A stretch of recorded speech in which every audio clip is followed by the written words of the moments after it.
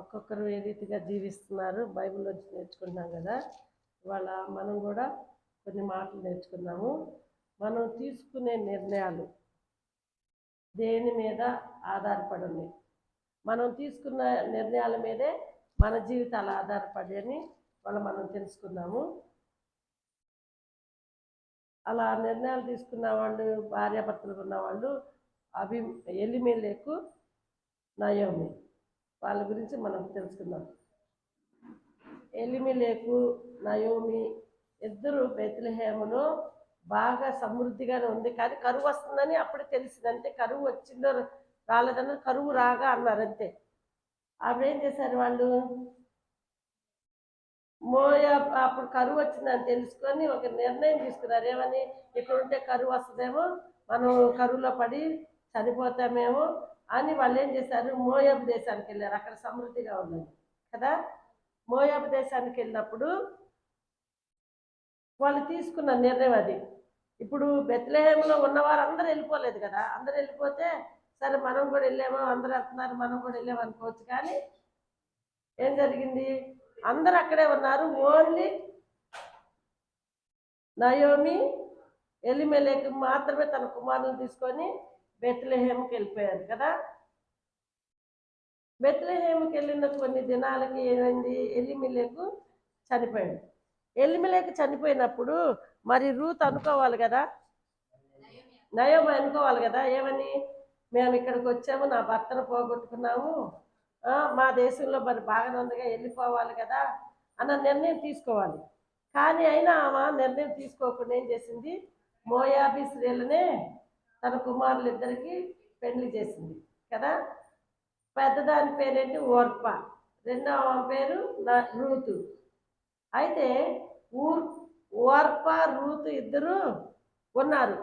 కానీ ఏం జరిగింది అక్కడ, అలాగే పెళ్ళైన తర్వాత ఒక 10 సంవత్సరాలు వాళ్ళు భార్యాభర్తలు జీవించున్నారు. కానీ 10 సంవత్సరాల తర్వాత తన కుమారులిద్దరు కూడా చనిపోయారు కదా. చనిపోయినప్పుడైనా ఒక నిర్ణయం తీసుకోవాలి కదా, తీసుకోవాలా. తర్వాత కొన్ని దినాలకు ఏం చేసింది, ఆ దేశ పిల్లలు పెళ్లి చేసినాక ఏం చేసిందంటే 10 సంవత్సరాల తర్వాత ఏం చేసింది, ఏమంటున్నా, ఒక నిర్ణయం తీసుకోవాలని అప్పుడు గుర్తొచ్చి పిల్లలు చనిపోయినాక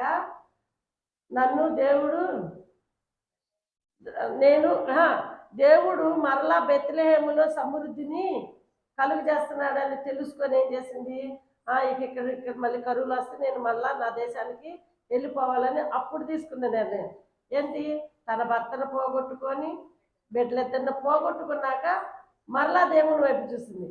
మనమైనా సరే మన జీవితాలు ఏదన్నా జరిగిందనుకో, ఫస్ట్ ఏదన్నా కీడు జరిగేదాకా మనం దేవుని గురించి ఆలోచించము.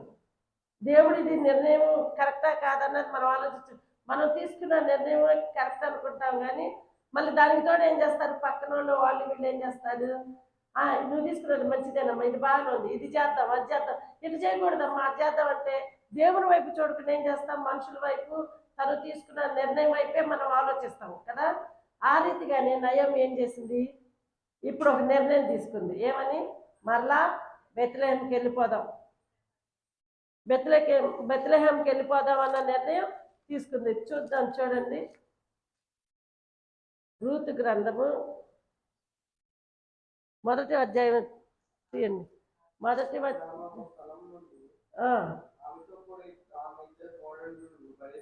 బయలుదేరి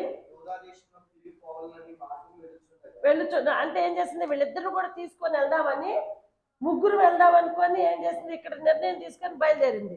కానీ మార్గ మధ్యలోకి వచ్చేలాక ఏమైంది, మరలా ఆమె అనుకుంటుంది, వీళ్ళు ఎందుకు, కోడళ్ళు ఎందుకు నాకు, నేను ఒక్కదాన్ని వెళ్తాను.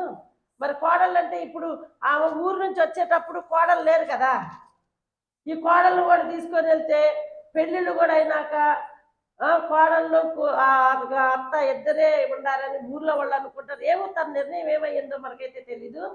వెళ్ళేటప్పుడు మార్గం మధ్య ఉంది, అమ్మ మీరు నా వద్ద రావద్దు, మీరు మరలా తిరిగి వెళ్ళి మీ ఇంటికి వెళ్ళిపోయి మీ తల్లిదండ్రులతో ఉండండి, మళ్ళీ పెళ్లి చేసుకోండి, పెళ్లి చేసుకొని వాళ్ళతో సుఖపడండి, వాళ్ళతో పిల్లలు కనండి అని చెప్పింది.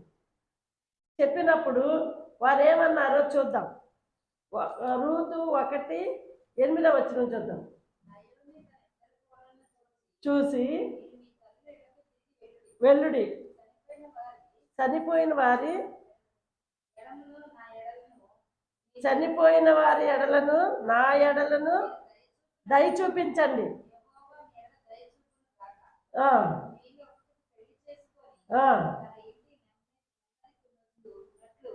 నెమ్మది మరలా మీరు పెళ్లి చేసుకొని మీరు నెమ్మది నొందినట్లు మీ గృహాలకు వెళ్ళిపోమని చెప్పింది, పంపించింది కదా. ఏమంటుంది అక్కడ? దేవుడు నాకు అన్యాయం చేశాడు అని చెప్తుంది కదా. దేవుని మిమ్మల్ని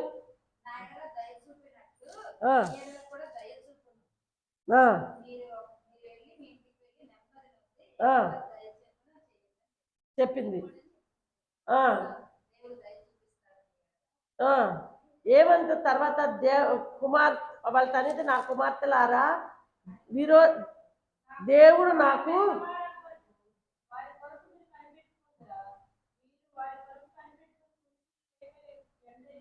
12వ చదవమ్మా. నా కుమార్తెలారా తిరుగు వెల్లుడి,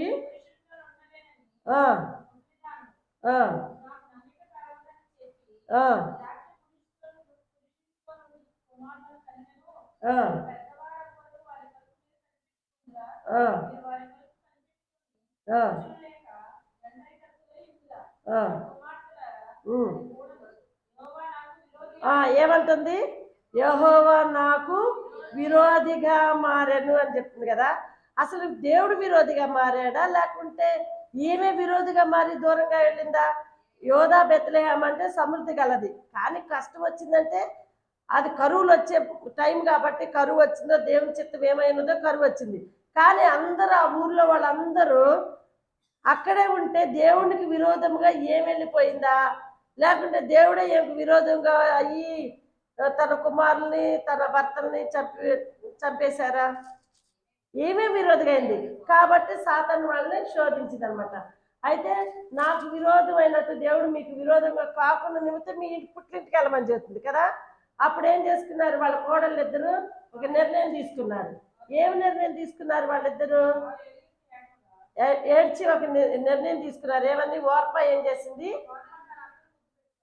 ముద్దు పెట్టుకొని వెనక్కి వెళ్ళిపోయింది కదా.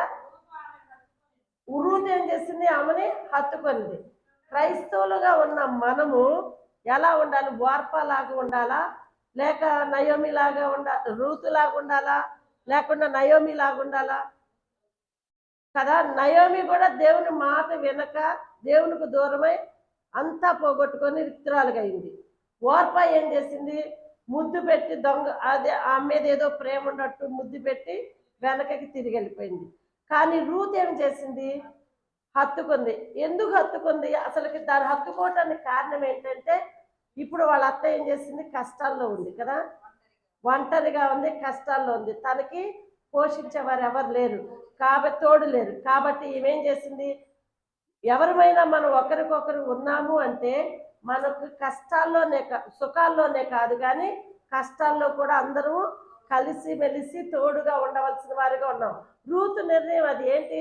తను దైవికంగా ఉంది కాబట్టి అవేంటి, మా అత్తగారి కష్టాల్లో ఉంది కాబట్టి కష్టమైన సుఖమైన నా అత్తతోనే నా విషయం అని చెప్పేసి ఆమెకి, నేను నీతోనే వస్తాను అత్తయ్య, చావు మన ఇద్దరిని విడదీయటం తప్ప మరి ఏది కూడా మనల్ని విడదీయలేదని వెళ్ళింది. కానీ వార్ప ఏం చేసింది? దొంగ ముద్దు పెట్టి పారిపోయింది. మనము మన జీవితాల్లో మనం ఎలా ఉన్నాం? వార్పలాగా ఉన్నామా, లేక రూతులాగా ఉన్నామా? రూతులాగా ఉంటే మనము ప్రతి విషయంలోనూ ఒకరికొకరు అండగా ఉండాలి కదా. ఏమని చెప్పింది అక్కడ చూడండి.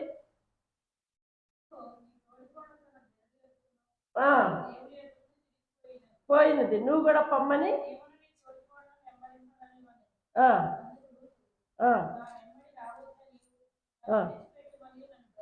బ్రతిమాలుకొను.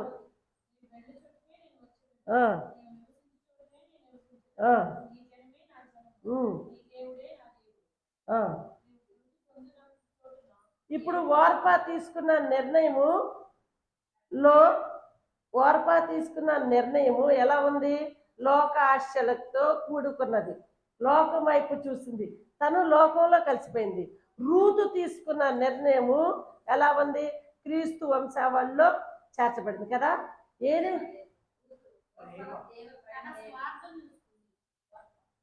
ఓర్పస్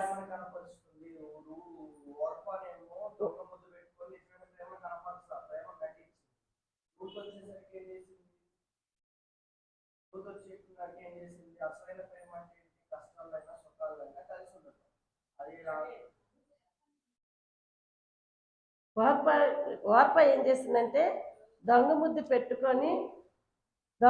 పెట్టుకొని ఆమె లోకాస్తుల్లో పడిపోయి లోకంలోకి వెళ్ళిపోయింది. కానీ ఆమెకి చరిత్ర లేదు. లోకాస్తులకు వైపు వెళ్ళిపోవడం వల్ల ఆమెకి చరిత్ర లేదు.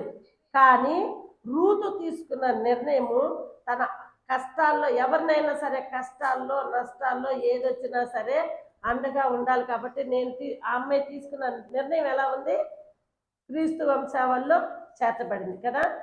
ఇప్పుడు మనం ఓర్పా జీవితం లాగా ఉంటున్నాము, లేకుంటే నయోమి జీవితం లాగా ఉన్నదో, మంది రూతు జీవితం లాగా ఉందో మనం పరిశీలన చేసుకున్నాం.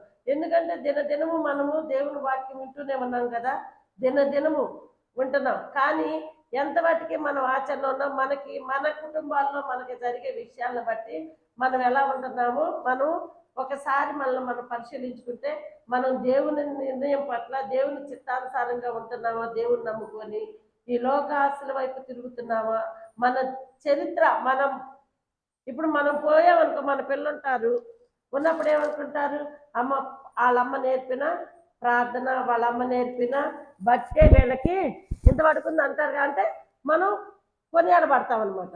అదే భక్తి లేకుండా పిల్లలు వదిలేసి మన జీవితం కూడా చర్చికి వచ్చిన మార్పు లేకుండా ఉండి మనం పోయామనుకో, ఆ ప్రార్థనకి వెళ్ళేది వాళ్ళ కుటుంబం ఎట్టయిపోయిందని అంటారు. కాబట్టి అట్లా కాకుండా మనము రూతులాగా ఉండాలి. మళ్ళీ అలాగే ఇంకొక ఇద్దరిని చూద్దాం. ఎవరిని? శారా ఏం చేసింది? తన భర్తకు లోబడింది, తన భర్త ఏది చెప్తే అది చేసింది. కాబట్టి ఆమె జనములకు అనేకులకి తల్లిగా ఉంది. కానీ అదే లోతు భార్య ఉంది కదా, లోతు భార్య ఏం చేసింది? తన భర్త మాట వినేది కాదు, తన సొంత నిర్ణయాలే అన్నీ. కానీ దేవుడు వాళ్ళని రక్షించాలని వాళ్ళని బయటికి తీసుకొచ్చినప్పుడు కూడా ఈ లోకం వైపు, వాళ్ళ సంపదల వైపు, ధనాల వైపు చూస్తూ ఉప్పు స్తంభం అయిపోయింది. ఇప్పటికీ మునుగుతూనే ఉంది కదా.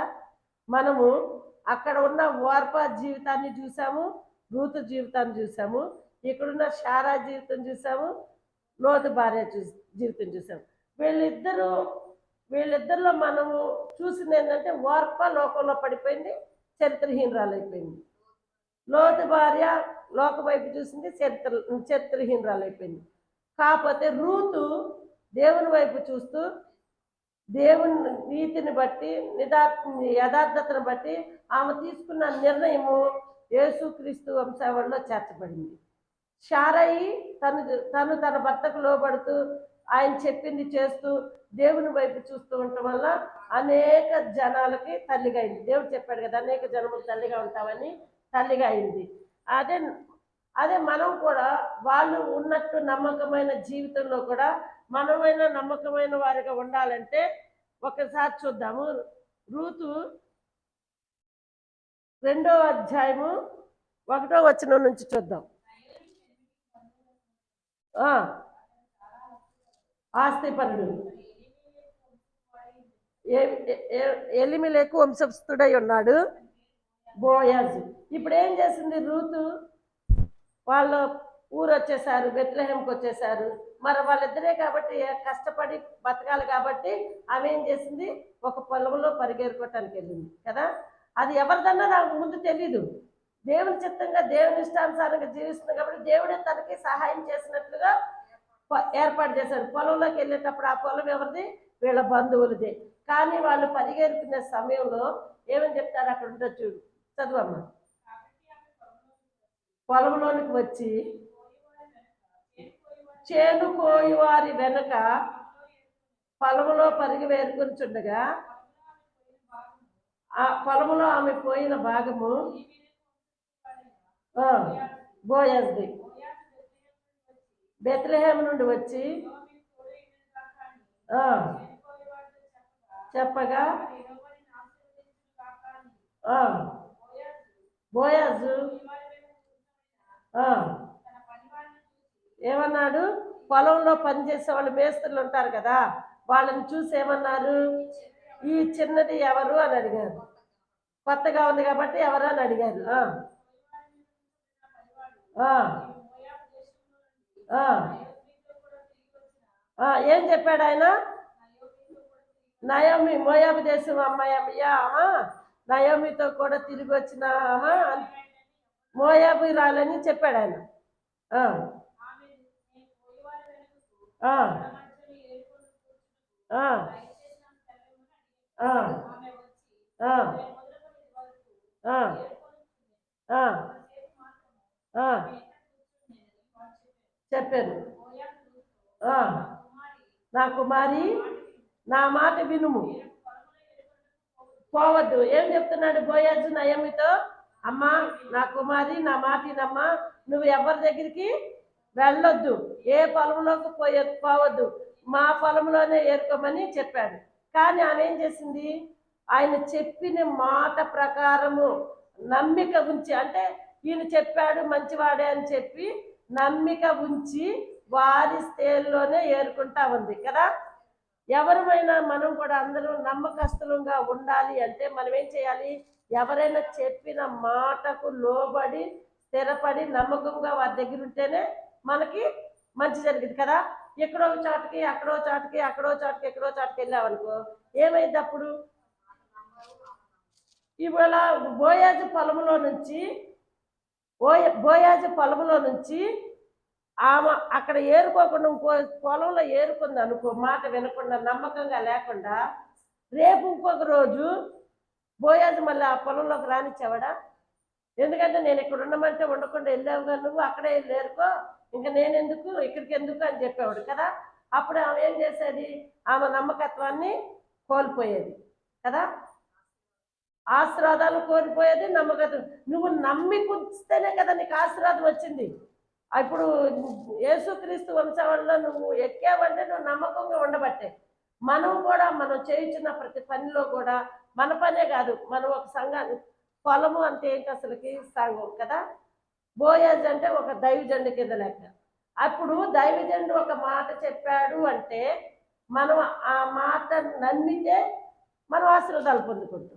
నమ్మకుండా ఈయన ఇట్టే చెప్తానులే, ఈయన మాట ఏనాలా, వాళ్ళ మాట ఉంటే అక్కడ వెళ్తే అంటే ఇక్కడ వెళ్తే అంటే వెళ్ళామనుకో, మనకేం జరిగింది? నమ్మకస్తుగా ఉండము, మన నమ్మకాన్ని పోగొట్టుకుంటాము. కాబట్టి మనకు రావాల్సిన ఆశీర్వాదాలు రావు. ఇప్పుడు ఒక చోటకి ఇక్కడ ఈ బోయాజే ఉన్నాడు, బోయాజుకి పొలంలో ఉండకుండా వెళ్ళి రేపు నీ పొలంలోకి వస్తానయ్యా, నాకు అది కావాలయ్యా, పనులు వదిలిపెట్టమన్నయ్యా అంటే బోయాజు వదిలిపెట్టేవాడా? ఏమనేవాడు అప్పుడు? అమ్మ నువ్వు అక్కడికి వెళ్ళావు, అక్కడ వెళ్ళాము, ఇంకొకళ్ళు చేరుకుంటారు, నువ్వు ఎందుకనేవాడు కదా.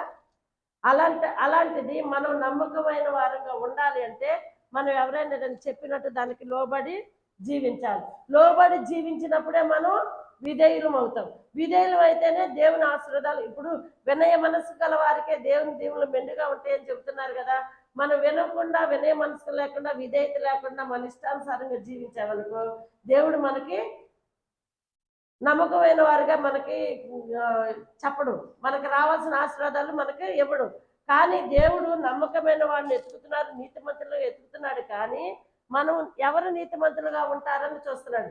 మనం నీతిమంతులం కాకపోయినా దేవుని సన్నిధికి వచ్చి మనం నమ్మకస్తులంగా నీతిమంతులము మనం కాకపోయినా కూడా దేవుని కృపను బట్టి మనల్ని ఏం చేస్తున్నాడు?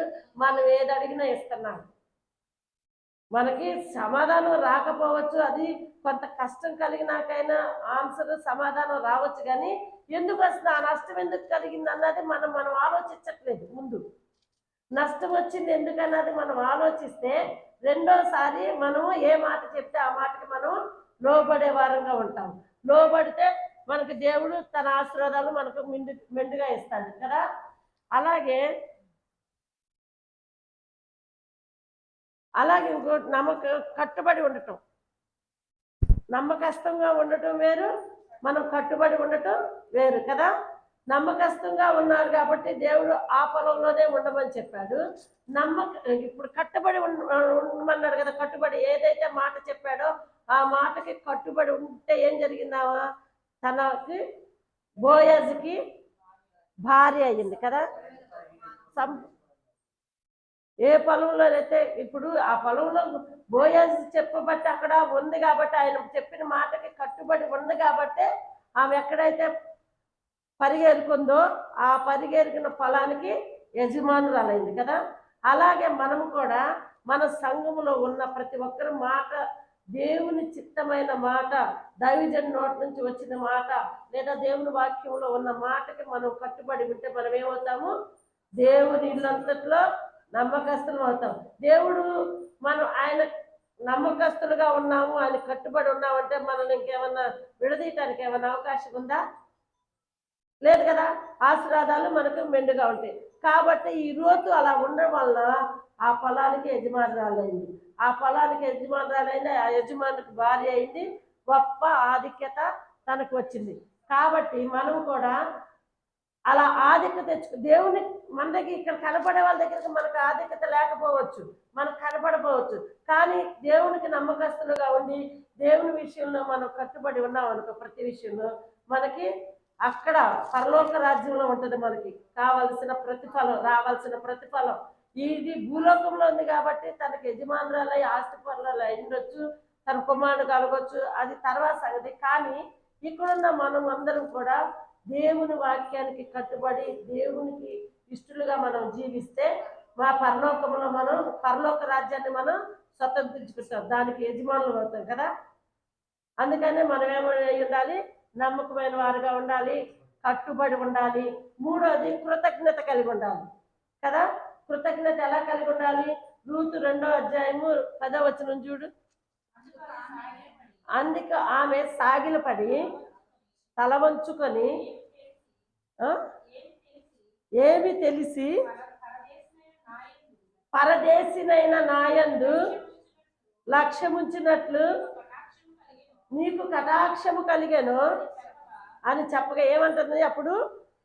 కృతజ్ఞత. ఇప్పుడు ఆయన ఇక్కడ ఉండమని చెప్పటము, పరిగెరుకోమనటము, తర్వాత మళ్ళీ తన భార్యగా చేసుకున్న దాన్ని బట్టి ఏమంటుంది, నేను ఎంత మాత్రము దానను, నేనేమి నా యందు నీకు ఇంత కటాక్షం ఏంటి, నేను పరదేశిగా ఉన్నదాన్ని కదా, ఏమి చూసినానని ఆమె తన కృతజ్ఞత తెలియపరుస్తుంది. ఇలాంటి దానిని నువ్వు నాకు కృతజ్ఞతగా చూపించావు కాబట్టి నాకు ఇలాంటి కటాక్షం కలిగిందని తను చెప్పింది కదా. అలాగే మనల్ని కూడా దేవుని యందు నమ్మకంగా మనం ఉండి దేవుని మాట విని దేవుని సంఘములో మనం ఒక పనిముట్టుగా పాత్రగా వాడబడుతూ దేవునికి ఇష్టలుగా వాడబడతా ఉండాలి. అప్పుడేమంటాడు, దేవుడికి మన మీద కటాక్షం కలిగింది. కటాక్షం కలిగితే మనల్ని మనం చేసిన క్రియలు మన పిల్లలకు మనకు చాలా ఆశీర్వాదకరంగా ఉంటాయి. రేపు మనం ఈ లోకంలో లేకపోయినా మనం పరలోకాన్ని స్వతంత్రించుకొని నెమ్మదిగా ఉంటాం కదా. ఆ రీతిగా మనం చేయవలసింది ఏంటంటే, గృహిణులుగా ఉన్న మనం ఇప్పుడు ఇక్కడ లేడీస్నే చూపించాం, భర్తలు లేరు కాబట్టి లేడీస్నే చూపించాం. గృహిణులుగా ఉన్న మనము మన పిల్లల కోసం, మన భర్తల కోసం, మనమే కాదు దేవుని సన్నిధికి రావటం, మన పిల్లలు కూడా వచ్చి ప్రార్థిస్తే, ఒకరు ప్రార్థిస్తే 1000 మంది జైవిస్తారు కదా. ఇద్దరు కలిసి ప్రార్థిస్తే 10,000 మంది అన్నారు. అలాగే ఇద్దరు కాకుండా ఇంకా మన పిల్లలు కూడా ఉన్నారు, వాళ్ళు కూడా మనలాగా ప్రార్థించగలిగే వాళ్ళు ఉంటే ఏ సాతాను శక్తులు కూడా మనల్ని చుట్టుముట్టము, ఏవి కూడా మనల్ని ధరిచారు. కాబట్టి మనం ఏం చేయాలంటే, మనం ఒక్కళ్ళమే ప్రార్థించుకొని మనం ఒక్కళ్ళమే బైబిల్ చదువుకోవటం కాకుండా మనం ఇంకా నయం. ఎందుకంటే ఒక టైం అనేది మనం పెట్టుకున్నాం, రోజు మందిరంలో పెట్టుకుంటున్నాం. ఆ మందిరం టయానికి మనము, మన పిల్లలు, మన భర్తలు అందరూ వచ్చుకుంటూ ఇంట్లో కూర్చొని ప్రార్థన చేయమంటే మనం కూడి పెట్టుకుందాం అన్నాం అనుకో, ఒకళ్ళు కూర్చుంటారు, ఒకళ్ళు బయటకు వెళ్తారు, ఒకళ్ళు అటు వెళ్తారు, ఒకళ్ళు ఇటు వెళ్తారు. కాబట్టి అందరు కూర్చోరు. కాబట్టి ఏదైనా మనం ఎక్కడి నుంచి అయినా ఈ ఫాస్టింగ్ దినంలో నేను కోరుకున్నది ఒక్కటే ఏంటంటే, ఆడవాళ్లే కాదు తన భర్తలకు కూడా ఏదో ఒక రీతిగా దేవుని మాటలు చెప్పి అందరూ తల్లి పిల్లలు కుటుంబంగా వచ్చి ఈ మందిరంలో కనపడాలన్నదే నా ఉపవాసంలో ఉన్నప్పుడు నేను తీసుకున్న నిర్ణయం అనమాట. కుటుంబాల్లో ఏ కొదువులు ఉండకూడదు, నూతన ఆత్మలు చేరాలి, భార్య భర్తలు పిల్లలు కుటుంబంగా దేవుని సన్నిధిలో కనపాలని నేను ప్రార్థిస్తూ ఉన్నాను.